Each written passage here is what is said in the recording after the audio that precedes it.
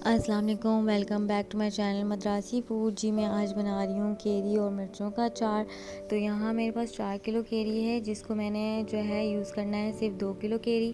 تو میں یہاں 2 ٹیبل اسپون جو ہے نمک اور 2 ٹیبل اسپون ہلدی اس کو ڈال کے اور جو ہے میں مکس کروں گی۔ مکس کرنے کے بعد جو ہے میں نے 2 کلو جو کیری تھی میں نے اس کو اچھے سے مکس کیا۔ مکس کرنے کے بعد جو ہے میں نے اس کو دھوپ میں رکھ دینا ہے، اور مرچوں کو بھی آپ نے اچھے سے واش کرنا ہے۔ واش کرنے کے بعد آپ نے اس کو ڈرائی کرنے کے لیے دھوپ میں رکھ دینا ہے، ٹھیک ہے۔ اور پھر جو ہے اب میں نے کیا کیا، اب میں نے یہاں پر 2 بگ ٹیبل اسپون جو ہے وہ میتھی دانہ کے لیے، اور اس کو جلدی سے روسٹ کر لیا۔ روسٹ کرنے کے بعد جو ہے میں اس کو ایک سائڈ پہ نکال دوں گی، اور پھر اس کے بعد جو ہے اب رائن دانہ لینا ہے، اور رائن دانے کو جو ہے ہم نے 3 بگ سرونگ اسپون جو ہے وہ میں نے پین میں ڈالے، اور پھر جلدی سے اس کو روسٹ کیا۔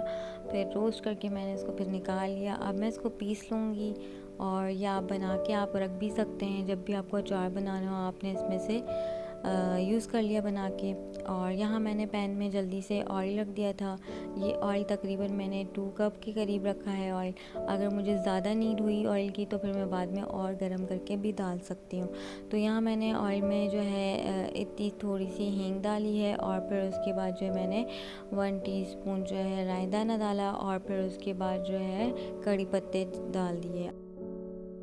جو کیری اور مرچیں جو ہے میں نے شامل کیے، اور میں آپ کو ایک چیز یہاں بتانا چاہوں گی کہ کیری کا جو پانی نکلے گا وہ آپ نے بالکل یوز نہیں کرنا ہے، اس کو بالکل خشک کر دینا ہے کیریوں کو، کیونکہ اگر اس کا پانی جائے گا تو پھر آپ کا اچار جو ہے خراب ہو سکتا ہے۔